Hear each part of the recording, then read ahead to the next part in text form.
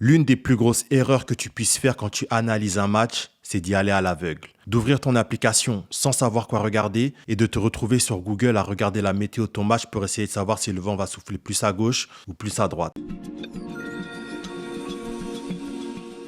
C'est pourquoi dans cette vidéo, je vais te partager 3 étapes à copier pour analyser les matchs avant de faire un pronostic. Pourquoi je te dis à copier? Parce que quand tu analyses un match, ton but est de savoir si telle ou telle équipe est capable de faire un résultat que tu lui demandes de faire. Et parce que tu es un investisseur intelligent, le résultat que tu demandes aux équipes sur lesquelles tu investis est toujours le même. Ça peut être les 2 équipes marquent, ça peut être le but d'une équipe ou peu importe l'option, au final, tu mises toujours sur la même chose. Et parce que tu mises toujours sur la même chose, les éléments que tu dois analyser sont toujours les mêmes. Et si aujourd'hui tu peines à faire des bons pronostics, c'est sans doute parce que tu mises sur toutes les options possibles et inimaginables. En plus, tu as toujours cette manie d'accumuler 10 à 20 matchs avec des petites cotes et au final, il y a toujours 1, 2, 3, 5 matchs qui te font perdre. Et quand tu regardes ta liste de matchs, tu as un buteur par-ci, une victoire par-là, un plus 2,5 buts ici, un BTTS par-là. Et avec ça, tu ne comprends pas pourquoi tu perds. Mais c'est normal que tu perdes parce que chaque option a ses caractéristiques. Et puisque tu fais la même analyse sur tous les matchs et sur toutes les options, forcément, tu passes à côté d'éléments importants. C'est pour ça que les 3 étapes que je vais te partager dans un instant sont des étapes pour les options qui sont liées au but. Pourquoi?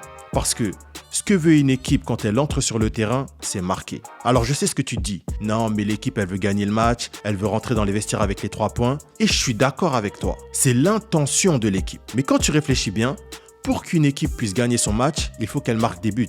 Donc, le fait de marquer des buts, c'est la cause qui fait que l'équipe va pouvoir décrocher une victoire. C'est la première étape. Du coup, si ce que l'équipe doit faire dans un premier temps, c'est marquer, pourquoi prendre le risque de se positionner sur autre chose que les buts en sachant que tout peut se passer en 90 minutes? N'oublie pas que ton but, c'est de faire de l'argent. Ton but n'est pas d'être le meilleur pronostiqueur. Et on voit très bien où et comment les mecs qui se prétendent être les meilleurs pronostiqueurs finissent. Pour gagner un complément de revenu, tu dois être plus intelligent qu'eux. Et être intelligent, ça veut dire investir sur ce qui va te donner le maximum de résultats tout en diminuant le risque. Ce qui m'amène à la première étape de l'analyse qui est l'enjeu. Si tu savais le nombre de personnes qui misent sur un match sans enjeu, c'est hallucinant. Il suffit que le favori rencontre une équipe beaucoup plus faible pour qu'il sélectionne le match. Et quand le favori se fait prendre, ils ne comprennent pas. Mais comment ils peuvent perdre contre la pire équipe du championnat? Je comprends pas. Mais qu'est-ce que tu ne comprends pas dans le fait que l'enjeu, c'est le moteur d'une équipe? Regarde, imagine tu vas à la fête de l'école de ton fils.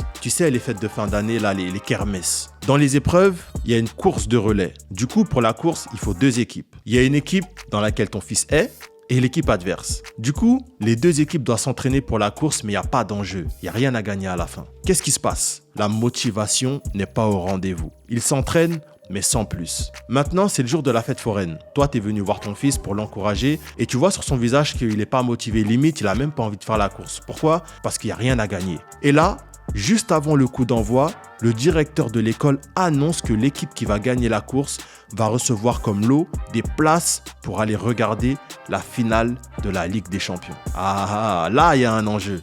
Et tu le vois sur le visage de ton fils, il est déterminé. Maintenant, il veut gagner, il encourage son équipe. Allez les gars, faut qu'on gagne. Et tu sais ce qui a fait la différence? C'est l'enjeu. Et c'est pour ça que tu dois arrêter de miser sur des matchs qui n'ont pas d'enjeu. Et si tu ne sais pas comment déterminer l'enjeu, comment avoir la certitude qu'il y a un enjeu fort qui va pousser l'équipe à faire un résultat, je te laisse aller regarder cette vidéo une fois que tu auras entendu les 2 autres étapes à copier pour ton analyse. La deuxième étape, c'est de t'assurer que l'équipe entre dans le match dans un état où elle peut marquer. Tu n'en as rien à foutre que l'équipe s'appelle PSG, Barça, Real Madrid, Bayern de Munich. Ce n'est pas le nom de l'équipe qui joue sur le terrain. Ce n'est pas le logo de l'équipe qui joue sur le terrain. Et en 2024, il y a encore des gens qui misent sur le nom de l'équipe. Ils pensent que le logo va se détacher, aller sur le terrain et aller gagner le match. Les gars, il faut réfléchir des fois. Les joueurs qui composent cette équipe, ce sont des humains. Des humains qui chient comme toi, des humains qui pissent comme toi, des humains qui parfois ont la capacité de faire des choses et qui parfois n'y arrivent pas. Toi, en tant qu'humain, est-ce que tu es tout le temps à 100%? Non, Il y a des jours où tu performes et des jours où tu es en dessous. C'est pareil pour les joueurs de foot. C'est pas parce qu'ils jouent au Real qu'ils vont toujours être à 100%. Et toi, en tant qu'investisseur, tu as besoin de comprendre comment ils sont ces joueurs.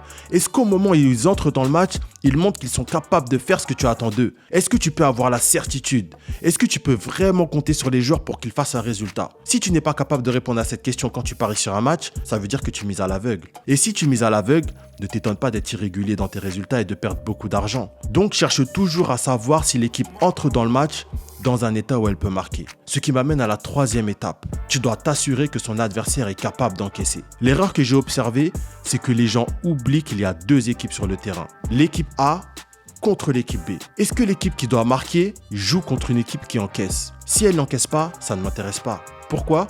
Parce que je prends un risque. L'équipe ne me montre pas qu'elle encaisse.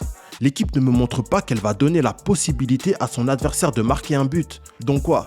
Il faut risquer son argent sans avoir la certitude par les faits que ça va marquer. Encore une fois, c'est pas étonnant qu'autant de gens perdent de l'argent dans les paris sportifs. Mais si tu suis les 3 étapes que je t'ai partagées dans cette vidéo, tu vas passer de l'autre côté. Donc applique-les et mets-moi dans les commentaires ce que ça donne pour toi. Et si tu veux aller plus loin et que je t'aide personnellement à mettre en place ces étapes pour générer un complément de revenu avec les paris sportifs, tu peux te rendre dès maintenant dans la description de cette vidéo et cliquer sur le premier lien qui va te permettre de rejoindre mon espace privé. Ok les gars, on est déjà à la fin de cette vidéo. Merci à toi de l'avoir écouté jusqu'à la fin. On se retrouve très vite pour une prochaine vidéo. C'était Isma de la Paris Sportif Academy.